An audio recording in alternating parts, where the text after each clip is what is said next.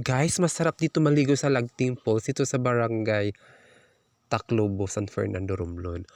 Alam niyo ba guys, dito ay napaka-fresh na fresh yung tubig at talagang malinis na malinis. Alam niyo ba, ito po ay napakaganda dito puntahan dahil kakunti lamang po ang mga taong naliligo dito.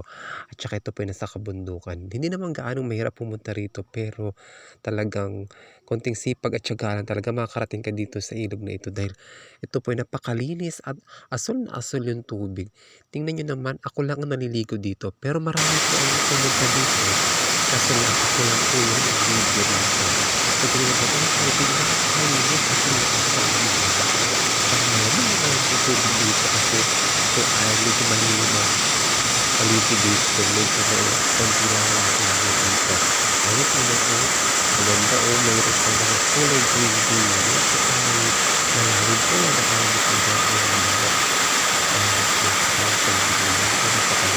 medyo maliit naman po yung tubig kasi pag-init na hindi na rin po ang tayo natin na ito ay marami dahil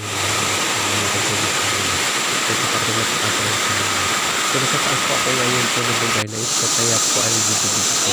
Dahil na yung mga kabataan po o yun po ay mga kasama ko rin po dito pumunta at dito lang po silang lugar sa mga lugar po sila. Napakaganda guys no? So maraming salamat po sa patuloy ng vlog ko po today. So thank you for watching po sa mga and God bless.